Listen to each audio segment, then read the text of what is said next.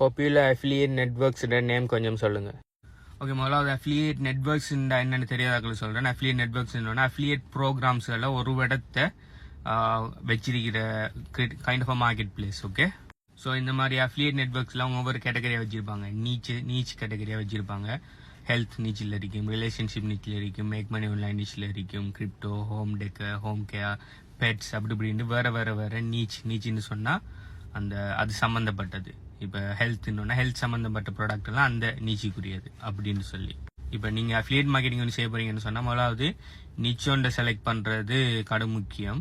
என்ன சொன்னால் நீங்கள் எல்லா ப்ராடக்ட்ஸையும் சும்மா ரெண்டு ப்ரொமோட் பண்ணிடலாம். ஓகே, ஃபர்ஸ்ட்டுக்கு நீங்கள் ஒரு நீச்சோண்ட செலக்ட் பண்ணி அந்த நீச்சில் நீங்கள் ஒரு பிராண்டாக உருவாகணும். அதில்லாட்டி நீங்கள் ஒரு பிராண்ட் ஒன்று கிரியேட் பண்ணணும், ரிலேட்டடான கண்டென்ட்டை கிரியேட் பண்ணணும். இப்போ நீங்கள் ஹெல்த் நீச்சில் நீங்கள் இது அஃபிலியேட் மார்க்கெட்டிங் செய்ய போறீங்கன்னா ஹெல்த் ரிலேட்டடான கண்டென்ட் கிரியேட் பண்ணணும், ஹெல்த் ரிலேட்டடான பிளாக் ஆர்டிகல்ஸ் எழுதணும். அப்படி இல்லைன்னு சொன்னால் ஹெல்த் ரிலேட்டடான விஷயங்கள் செஞ்சு ஹெல்த் ரிலேட்டடான லீட்ஸில் நீங்கள் இதுக்கு எடுக்கணும். இது லிஸ்ட் ஆன் பண்ணணும், அதாவது ஆட்டோ ரெஸ்பாண்டருக்கு எடுக்கணும். இப்போ நீங்கள் ஹெல்த் ரிலேட்டடான ஆக்களை நிறைய பேர் ஆட் மூலமாகவோ இல்லாட்டி ஃப்ரீ மார்க்கெட்டிங் மூலமாகவோ எடுத்துட்டு நாளைக்கு அவங்களுக்கு ரிலேஷன்ஷிப் சம்பந்தமான ஒரு விஷயத்தை அனுப்பினீங்கன்னா அவங்கள நெகட்டிவ் ஆகி எல்லாருமே உங்களோட லிஸ்ட்டில் இருந்து வெளியால் போக ஆரம்பிச்சிருவாங்க. அதனால எல்லாத்தையும் மாறி ப்ரொமோட் பண்ணாமல் முதலாவது நீங்கள் ஒரு நீச் ஒன்று செலக்ட் பண்ணணும்.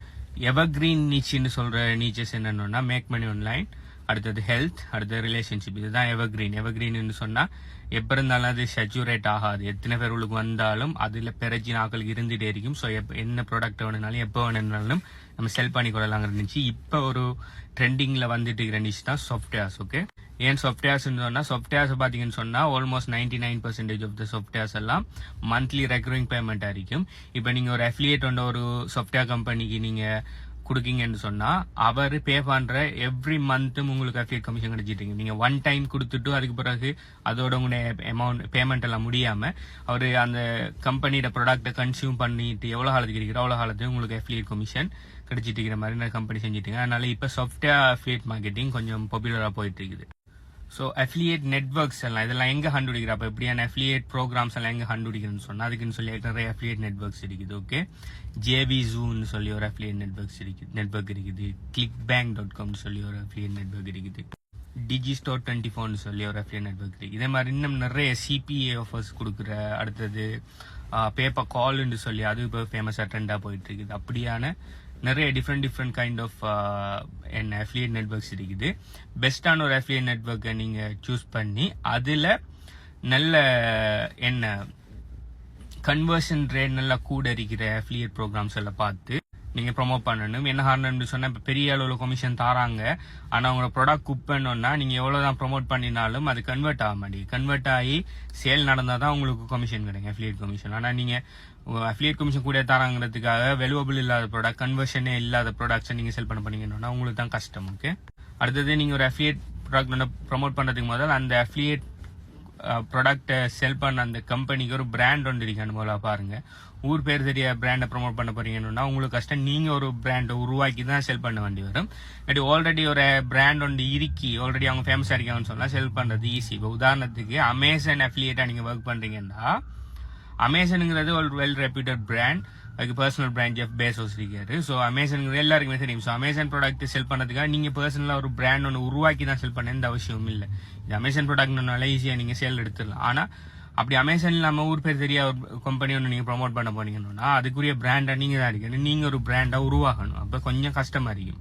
ஸோ இதே மாதிரி இன்னும் நிறைய விஷயங்கள் இதில் கன்சிடர் பண்ணுறதுக்கு அடுத்து நீங்கள் பெய்ட் மார்க்கெட்டிங் செய்ய போறீங்களா, ஃப்ரீ மார்க்கெட்டிங் செய்ய போறீங்களா, பிராண்ட் என்ன மாதிரி பார்க்க போறீங்க. முதலாவது எல்லாத்துக்கும் அஃபிலியேட் மார்க்கெட்டிங் பேசிக் என்னன்னா முதலாவது எந்த நீச்சுங்கிறத செலக்ட் பண்ணிக்கொள்ளுங்க. உங்களுக்கு எதுல உங்களுக்கு முதல்ல இன்ட்ரெஸ்ட் இருக்கு. உங்களுக்கு ஹெல்த் ரிலேட்டடான விஷயங்கள்ல நீங்க உங்களுக்கு இன்ட்ரெஸ்ட் இருக்குதா, அப்படி இல்லைன்னு சொன்னா ரிலேஷன்ஷிப் சம்பந்தமான விஷயங்கள் உங்களுக்கு இன்ட்ரெஸ்ட் இருக்குது, அப்படி இல்லாட்டி மேக் மணி ஆன்லைன்ல இன்ட்ரெஸ்ட் இருக்குதா, ஆல்ரெடி சாஃப்ட்வேர்ஸ்லயும் எல்லா வகையான சாஃப்ட்வேர்ஸும் இருக்கு. அக்கௌண்டிங், கிரெடிட் ரிப்பேர், அப்படி இப்படின்னு சொல்லி அந்த மாதிரி சாஃப்ட்வேர்ஸும் இருக்குது. வேற மேக் மணி ஆன்லைன் ஸ்பேஸ்லயே நிறைய சாஃப்ட்வேர்ஸ்கள் இருக்குது. Email auto responder, website email hosting, அடுத்தது ஆட்டோ ரெஸ்பாண்ட், அப்படி இப்படின்னு சொல்லி நிறைய அதுலேயும் சாஃப்ட்வேர்ஸ் இருக்குது. நீங்கள் முதலாவது எந்த நீச்சை நீங்கள் செலக்ட் பண்ண போறீங்கிறத நீங்கள் முதல்ல டிசைட் பண்ணி அந்த நீச்சில் உங்களுக்குன்னு சொல்லி ஒரு பிராண்ட் ஒன்று உருவாக்கணும். பிராண்டை உருவாக்கிட்டு அதுக்கு பிறகு அந்த பிராண்டுக்கு ரிலேட்டடான ப்ராடக்ட்ஸை நீங்கள் உங்களோட பிளாக்ஸில் சரி, உங்களோட யூடியூப் வீடியோஸில் சரி, உங்களோட டிக்டாக் வீடியோஸில் சரி நீங்கள் ரெக்கமெண்ட் பண்ணுறது மூலம் அந்த ப்ராடக்ட்ஸை வாங்குறது மூலம் நீங்கள் இது கமிஷனை ஏர்ன் பண்ணிக்கொள்ளலாம். அப்படி இல்லாட்டி நீங்கள் பெய்ட் மார்க்கெட்டிங் கூட நீங்கள் ட்ரை பண்ணலாம். எடுத்த உடனே பெய்ட் மார்க்கெட்டிங் செய்ய போக வேண்டாம். உங்களுக்கு கம்ஃபர்டபுளாக செய்யுங்க. ஏன்னா நீங்கள் பெய்ட் மார்க்கெட்டிங் செய்யக்குள்ள ட்ரையல் நேரம் தானே. ட்ரையல் நேரக்குள்ள நீங்கள் சரியான ப்ராடக்ட், சரியான பிராண்ட் ஒன்று உருவாகிற வரைக்கும் அப்ஃப்ரண்டாக நீங்கள் நிறைய காசு ஸ்பெண்ட் பண்ண வேண்டியிருக்கும் அட்வர்டைஸ்மெண்ட்ஸுக்கு. அது சக்ஸஸ் ஆகுமா ஃபெயிலியர் ஆகுமான்னு சொல்லி நீங்கள் செக் பண்ணி எடுக்கிற வரைக்கும் நீங்கள் கொஞ்சம் கேஷை பேர்ன் பண்ண வேண்டியிருக்கும். ஸோ அது உங்களுக்கு கம்ஃபர்டபுள்னு சொன்னால் செய்யுங்க. அப்படி இல்லாட்டி ஃப்ரீ மார்க்கெட்டிங்கள், இப்போ டிக்டாக்லாம் நீங்கள் டிக்டாக்ல மார்க்கெட்டிங் பண்ணீங்கன்னா ஈஸியாகவே நீங்கள் என்ன செய்யலாம், நல்ல ப்ராடக்ட்னா வைரல் ஆகி அந்த ப்ராடக்ட் வைரல் ஆகக்குள்ள நிறைய சேல்ஸ் பார்க்குறது நிறைய சான்ஸ் இருக்குது. ஸோ இதை பற்றி நீங்கள் என்ன நினைக்கிங்க? நீங்கள் ஏதாவது அஃபிலியேட் மார்க்கெட்டிங் நெட்வொர்க்ஸில் ட்ரை பண்ணிருக்கீங்களா? நீங்கள் ப்ராடக்ட் செல் பண்ணுறதுக்கு நீங்கள் என்னையும் செஞ்சு உங்களுக்கு சக்ஸஸ் என்ன வந்திருக்குதா, என்ன விஷயங்கிறத கீழே கமெண்ட் பண்ணுங்கள். உங்களுக்கு ஏதாவது டவுட்ஸ் இருக்குன்னு சொன்னாலும் கீழே கமெண்ட் பண்ணுங்கள். HPU கன்சல்டன்சியால் நாங்கள் ஃப்ரீ AI ட்ரேடிங் போட் ஒன்று கொடுத்து அதுக்கு $5 கேஸ் ஃபீஸும் ஃப்ரீயாக கொடுத்துட்டு இருக்கிறோம். அதை கிளைம் பண்ணணும்னு சொன்னால் கீழே AI போட்டுன்னு சொல்லி கமெண்ட் பண்ணிவிட்டு எங்கள் HPU கன்சல்டன்சியை கண்டெக்ட் பண்ணுங்கள். எங்கள் அதில் வாட்ஸ்அப், டெலிகிராம் நீங்கள் கண்டெக்ட் பண்ணிங்கன்னு சொன்னால் சம்மந்தமான டீட்டெயில்ஸ் உங்களுக்கு தருவோம். நீங்கள் குவாலிஃபை ஆகுங்கன்னு சொன்னால் உங்களுக்கு அது கிடைக்கிறது சான்ஸ் இருக்குது. இப்போவே அதை கிரப் பண்ணிக்கொள்ளுங்கள். பை.